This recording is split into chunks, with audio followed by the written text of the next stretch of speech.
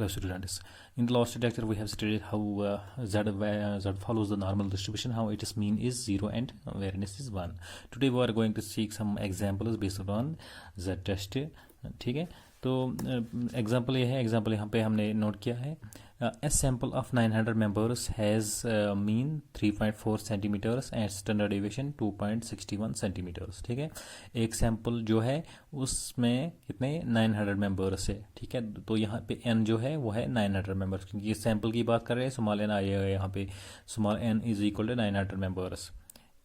Has mean 3.4 centimetres and standard deviation is equal to 2.61 centimetres. ठीक है, जो हमारा जो सैंपल लिया गया है उसका जो मीन था स्मॉल एक्स बार वो कितना है 3.4 एंड स्टैंडर्ड डेविएशन है, जो सैंपल स्टैंडर्ड डेविएशन कैसे डिनोट करते हैं एस से, तो वो कितनी है 2.61 सेंटीमीटर्स. ठीक है, अब हमें देखना क्या है, अब क्वेश्चन क्या है, is it the sample from a large population. Is it the sample from a large population of mean 3.25 and standard deviation 2.61 centimetre at 5% level of significance. तो क्वेश्चन क्या बोल रहा है, ये जो सैंपल है, कौन सा सैंपल जिसका मीन 3.4 सेंटीमीटर्स है एंड स्टैंडर्ड डेविएशन 2.61 सेंटीमीटर, क्या ये सैंपल उस पॉपुलेशन से लिया गया है जिसका मीन है 3.25 centimetres and standard deviation 2.61 centimetres. हमें चेक करना है एट 5% लेवल ऑफ सिग्निफिकेंस. तो क्वेश्चन क्या है, क्वेश्चन है एक सैंपल लिया गया है, उसका मीन उस स्टैंडर्ड डेविएशन गिवन दिया गया है. ठीक है, तो और एक पॉपुलेशन दी गई, हमें ये बताना है ये सैंपल क्या उसी पॉपुलेशन से ड्रा किया गया है या नहीं, बस इतना हमें बताना है, किया गया है या ना नहीं किया गया है.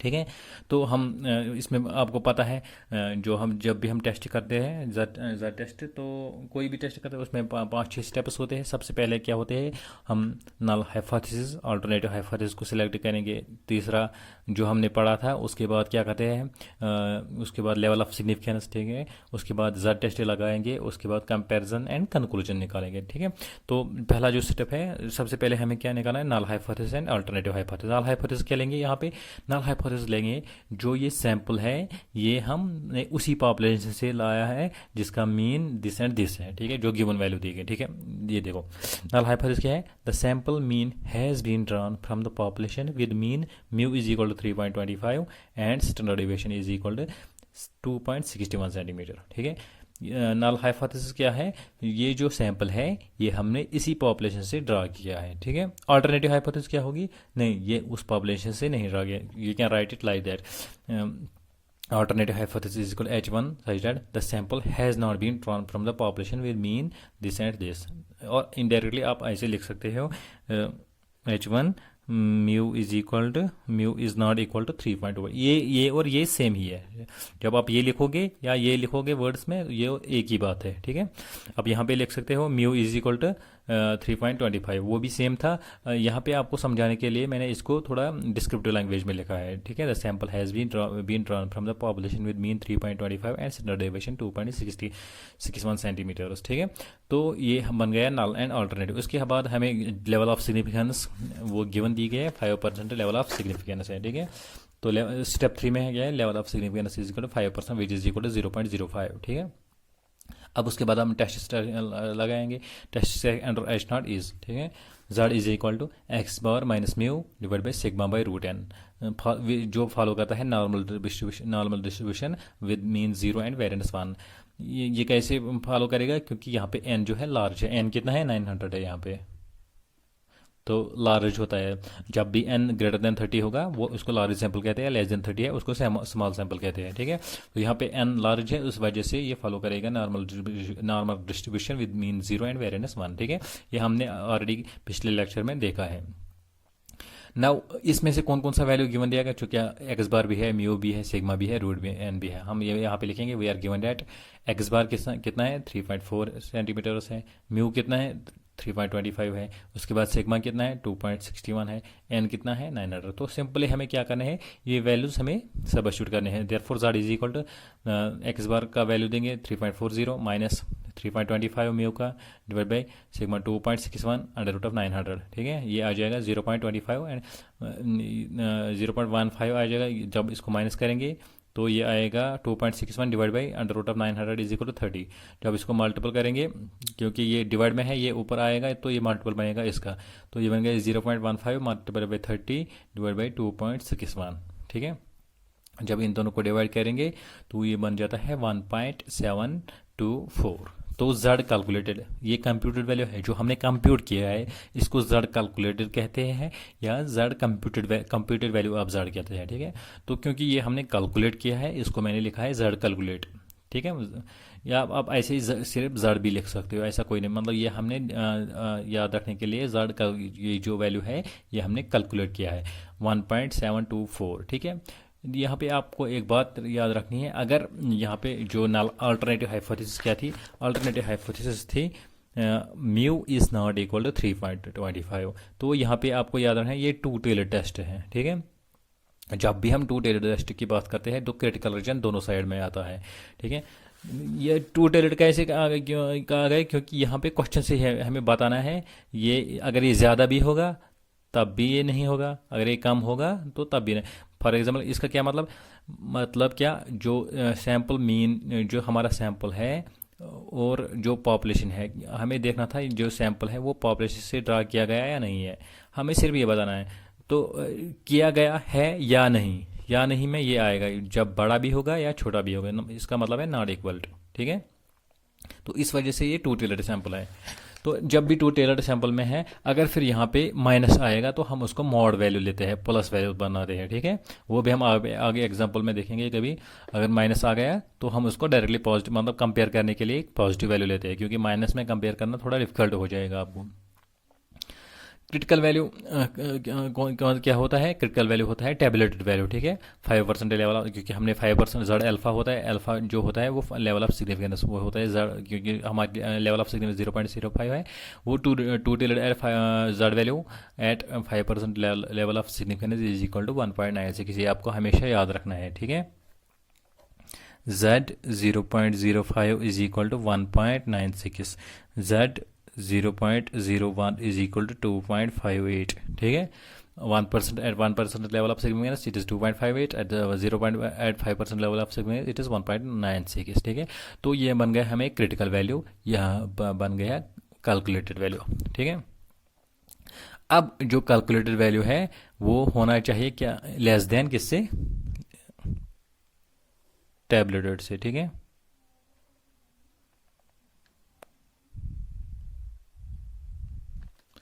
सपोज ये है क्रिटिकल वैल्यू। ठीक है, इट इज जेड अल्फा। ठीक है, इट इज जेड अल्फा। अब जेड अल्फा कितना है, 1.96, ये है 1.96 यहाँ पे। अगर इसका वैल्यू जो है, जेड अल्फा का वैल्यू है वो इससे कम आएगा, जेड अल्फा से कम आएगा, मतलब इस रीजन में आएगा, हाफ तक, 0 तक। अगर नेगेटिव में आ गए, आप बोलोगे यहाँ भी क्रिटिकल रीजन है, अगर इससे कम आएगा वो यहाँ भी हो सकता है इस साइड में, लेकिन अगर वो माइनस में आ गया तो हम इस वैल्यू से करेंगे, यहाँ पे -1.96 इस वैल्यू से कंपेयर करेंगे। अब हमारा पॉजिटिव है तो हम इस वैल्यू से कंपेयर करेंगे। ठीक है, तो अगर इससे कम आ गया तो वो ऑटोमेटिकली इसमें पड़ेगा, अगर इससे ज़्यादा आ गया तो इस एरिया में पड़ेगा। ठीक है, तो जो कैलकुलेटेड वैल्यू है वो क्या होना चाहिए, लेस देन दिस वन। अगर वो लेस देन होगा तो इसमें पड़ेगा, अगर वो ग्रेटर देन होगा तो इसमें पड़ेगा। जब इसमें पड़ेगा तो हम एक्सेप्ट करेंगे, हाँ, जब इसमें करेंगे तो हम रिजेक्ट करेंगे नल हाइपोथेसिस को। ठीक है, क्योंकि जो नल हाइपोथेसिस हम कंसिडर करेंगे, हम लिखते हैं test statistics under H naught, हम एच नॉट की बात कर रहे हैं यहाँ पे। ठीक है, तो हम एच नॉट को ही के लिए ही कंक्लूजन ड्रा करेंगे। अगर वो यहाँ टेस्ट स्टैटिस्टिक्स जो होगा अगर वो यहाँ पे पड़ेगा तो हम एक्सेप्ट करेंगे। इसका क्या मतलब है, वो लेस देन होना चाहिए क्या, Z calculated must be less than Z critical value. ठीक है, जेड अल्फा। तो यहाँ अब देखेंगे Z alpha is equal 1.96 on comparing Z calculated and Z alpha we have modulus of Z is less than Z alpha. इसका मतलब है जो कैलकुलेटेड वैल्यू है वो है लेस देन टेबुलेटेड वैल्यू। ठीक है, तो जेड कैलकुलेटेड वाले वो इस एरिया में कहीं पे पड़ेगा। ठीक है, तो हम क्या करेंगे यहाँ पे we conclude that the data do not provide us any evidence against the null hypothesis. हमारे नल हाइपोथेसिस के लिए कोई एविडेंस नहीं है, ठीक है। हमें मतलब क्या हमने एज्यूम किया था वो मतलब जो सैंपल था वो उसी पॉपुलेशन से ड्रा किया गया है, ठीक है। अब हमारे पास कोई मतलब ऐसा ये नहीं है, रीज़न नहीं है कि हम ताकि हम इसको रिजेक्ट करेंगे, ठीक है।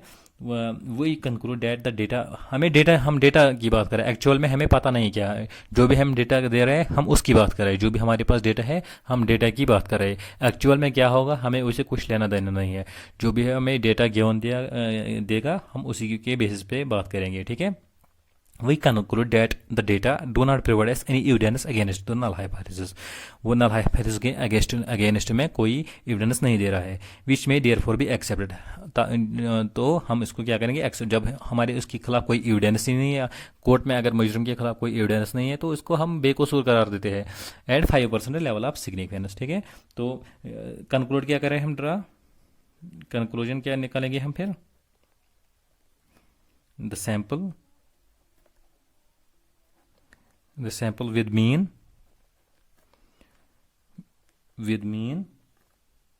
3.4 centimeters has been drawn from the population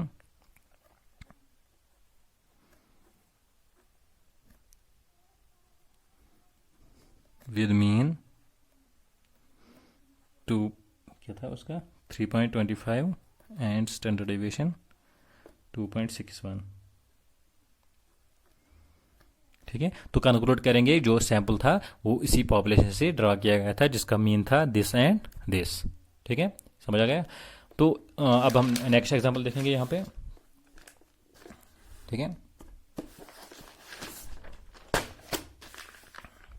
example क्या है, an insurance agent has claimed that the average age policy holders who insure through them is less than the average age for all agents which is 30.5 years, ठीक है। तो एक insurance agent है वो कहते हैं जो मेरे क्लाइंट्स है उनकी एज जो है वो लेस देन है किन लोगों से, जो एवरेज एज है, ठीक है। जो इंश्योरेंस एजेंट है वो कहता है मेरे क्लाइंटों की जो एवरेज एज है, ठीक है, एवरेज एज है वो बाकी जो क्लाइंट्स है जो उनके कस्टमर्स हैं, ठीक है, तो वो उनसे कम है। तो कितने, विच इज़ 35.5, मतलब ये इसका बोलने का मतलब है जो मेरे क्लाइंट्स है उनकी एवरेज एज है वो लेस देन 30 है, ठीक है। जो एक इंश्योरेंस एजेंट है वो बोलता है कि मेरे जो क्लाइंट्स हैं, मेरे जो कस्टमर्स हैं जो मेरे थ्रू इंश्योरेंस कर रहे हैं, तो उनकी जो एवरेज एज है, उनकी जो एवरेज एज है, उनकी एवरेज एज है लेस देन 30.5 ईयर्स है, ठीक है। तो हमें क्या करना है, हमें देखना है वो सच बोल रहा है कि नहीं बोल रहा है, ठीक है। हमें उसकी क्लेम को टेस्ट करना है, ठीक है। A random sample of 100 policy holders who had insured through him gave the following age distribution, ठीक है। अब हमने एक सैंपल किया कितने 100 कस्टमर्स का, ठीक है, जिन्होंने इसके थ्रू इंश्योरेंस किया था। तो हमने उनका मतलब बायोडाटा निकाला, उनकी एज क्या है, तो उनका जो एज डिस्ट्रीब्यूशन वो था फॉर एग्जांपल 16 से 20 कितने आदमी थे, नंबर ऑफ पर्सनस कितने थे 12, 21 से 25 कितने थे 22, 26 से 30 देंगे 20, 31 से 35 थे 30, ठीक है। इसी तरह से 36 to 40 थे वो थे 16। जो हमारा डेटा था वो इस तरह से गिवन दिया गया है। अब हमें क्या है, यूज़ द इन्फॉर्मेशन, ये वाली इन्फॉर्मेशन हमें यूज़ करनी to test his claim at 5% level of significance. हमें उसकी जो क्लेम है उसको टेस्ट करना है। उसकी क्लेम क्या है, उसकी क्लेम है जो मेरे क्लाइंटों का मीन है, क्या है, मीन एज वो बाकी क्लाइंटों से लेस देन, मतलब वो लेस देन है 30.5, मतलब वो 30 से कम ही है, 30.5 से कम ही है उनकी एज, ठीक है। तो रैंडम सैंपल लिया गया है यहाँ पे। तो पहले हम नल हाइपोथेसिस लेंगे, ठीक है। सबसे पहले टेस्ट प्रोसीजर हमें पता है, पहले नल हाइपोथेसिस, उसके बाद अल्टरनेटिव हाइपोथेसिस, उसके बाद लेवल ऑफ सिग्निफिकेंस, उसके बाद टेस्ट स्टैटिस्टिक्स एंड कंक्लूजन, ठीक है। नल हाइपोथेसिस क्या होगा, mean is equal to H naught mu is equal to 35 years.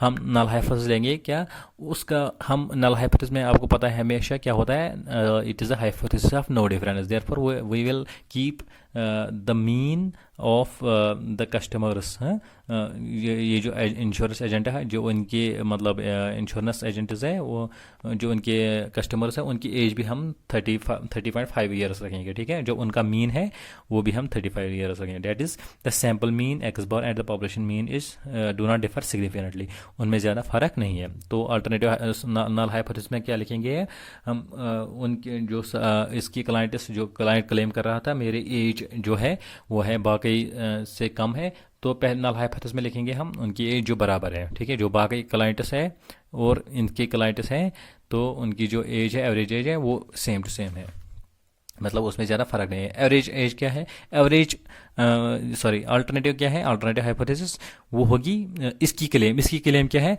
ये बोल रहा है ensure through them is less than the average of all, इसकी क्लेम में रखते हैं यहाँ पे। जो ये क्लेम करता था H1 क्या होगा, mu is less then 30.5 year. ठीक है, यहाँ पे आपको पूरा ध्यान रखना है। H1 क्या आ गया, H1 क्या आएगा। ठीक है, H1 अल्टरनेटिव हाइपोथेसिस है, वो इसकी क्लेम है वहीं पे रखेंगे। अगर ये बोलता है जो मेरे क्लाइंट्स हैं उनकी एज मोर देन 35 ईयर्स है, तो भी फिर भी हमें टेस्ट करना था, तो हम यहाँ पे लिखते हैं म्यू ग्रेटर देन 30.5 ईयर्स है। ठीक है, तो ये हमें टेस्ट कराना। ये क्या बन गया, जब आपको ऐसा होगा तो आपको पता है इसको कहते हैं लेफ्ट टेलर्ड करो। यहाँ पे जो क्रिटिकल रीजन है वो सिर्फ लेफ्ट टेलर्ड में होगा। ठीक है, उसके बाद हम लेवल ऑफ सिग्निफिकेंस, वो गिवन क्वेश्चन में दिया गया होता है एट 5% लेवल ऑफ सिग्निफिकेंस 0.05। ठीक है, जब भी अगर आपको क्वेश्चन में नहीं दिया गया, कभी क्वेश्चन एग्जाम में आ गया और आपको लेवल ऑफ सिग्निफिकेंस नहीं है, तो आप अंडरस्टूड लिख लीजिए कि ये 0.05 ही है। ठीक है, यहाँ पे अब 0.0 यहाँ पे अब क्रिटिकल वैल्यू डिफरेंट होता है, क्योंकि ये सिंगल टेलर टेस्ट है। सिंगल टेलर टेस्ट और टू टेलर टेस्ट में जो क्रिटिकल वैल्यूज होते हैं वो डिफरेंट होते हैं। ठीक है, वो अब मैंने ऑलरेडी पिछले लेक्चर में दिखाया था आपको। Test is z is equal to x bar minus mu sigma by root n follows normal distribution with 0 and 1। ठीक है, क्यों, क्योंकि जो एन सैम्पल है वो ग्रेटर देन 100 है। अब मैंने यहाँ पे स्टेप 1 स्टेप 2 नहीं दिखा, क्योंकि ये तो अंडरस्टूड है। ठीक है, अब हमें क्या चाहिए, मेरे पास म्यू है, मेरे पास एन है, अब हमें चाहिए एक्स बार और सिग्मा, मतलब मीन चाहिए और स्टैंडर्ड डेविएशन चाहिए हमें। वो हम कहाँ से हासिल करेंगे, एक्चुअल में यहाँ पे ये फ्रीक्वेंसी डिस्ट्रीब्यूशन जो आपने फर्स्ट सेम में पढ़ा होगा। ठीक है, फ्रीक्वेंसी डिस्ट्रीब्यूशन गिवन दिया गया है, आपको मीन निकालना है और इसकी स्टैंडर्ड डेविएशन निकालनी है। कुछ काम जो पिछला एग्जांपल में था वहाँ पे हमारे पास गिवन भी दिया गया था, मीन भी दिया, वो थोड़ा ईजी था इससे, क्योंकि मतलब ईजी क्या मतलब वो सिंपल था, मतलब कैलकुलेशन जो थी वो सिंपल थी, क्योंकि मीन भी निकाला गया था ऑलरेडी, उसने खुद एक मीन निकाला था, स्टैंडर्ड डेविएशन भी खुद निकाली थी। यहाँ पे आपको न स्टैंडर्ड डेविएशन गिवन दिए गए, न आपको दोनों इसमें से निकालने हैं। ठीक है, तो एक्स बार चाहिए हमें, सिग्मा चाहिए, ये हम टेबल से निकालेंगे।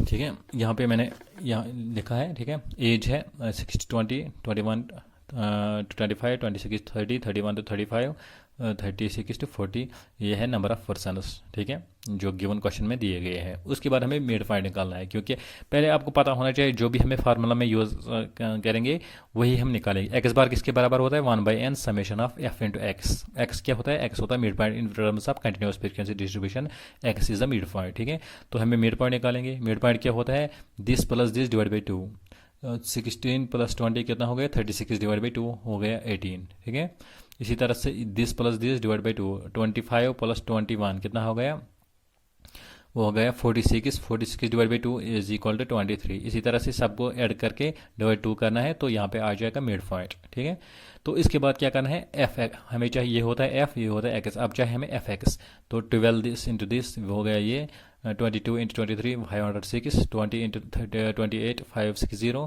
30 multiply by 33 is 990, 16 into 38 is 608।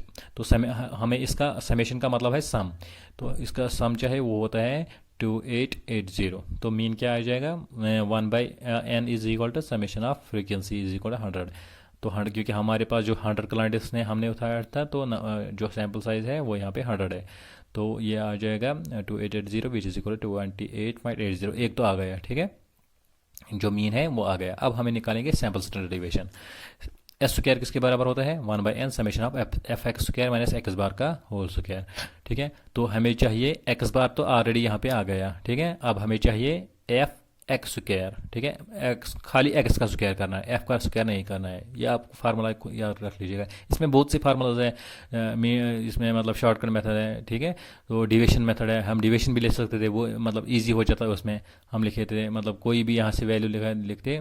तो इस वो हम अभी डिस्कस नहीं करेंगे कि वो तो आपने पढ़ा ही होगा कैसे आप कहीं भी किसी भी तरीके से यहाँ पे मीन और स्टैंडर्ड डेरिवेशन है, ये कोई मतलब बड़ा ये नहीं है, काम नहीं है। आप कोई भी मतलब यूज़ मेथड कर सकते हो ताकि आप मीन और स्टैंडर्ड डेरिवेशन निकाल सकते हो। चूँकि अब मैंने यही किया, आप भी यही यूज़ करोगे, ठीक है।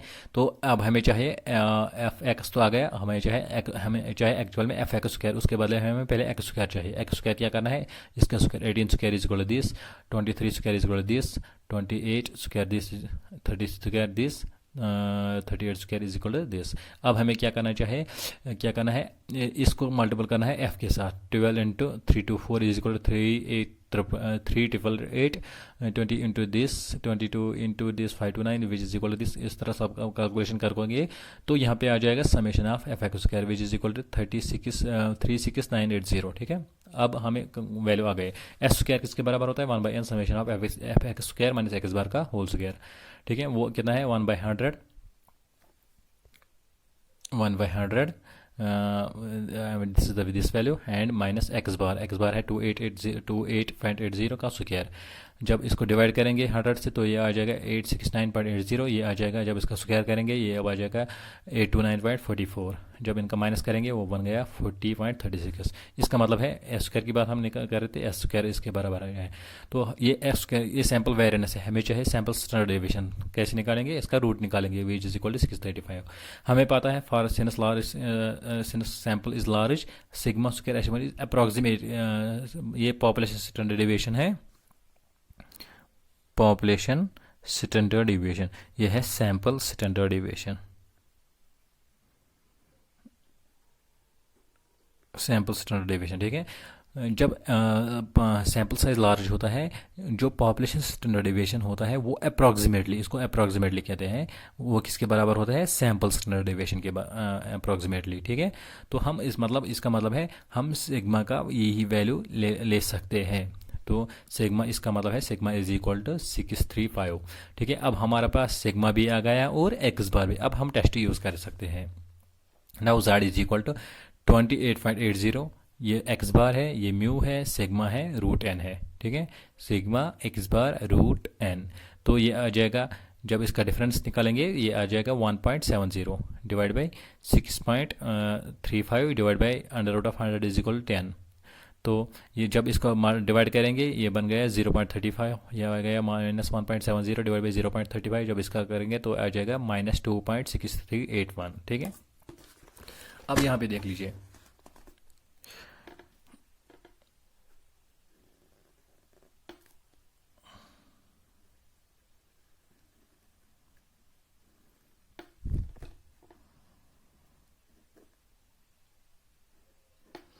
ये तो इसमें बनेगा।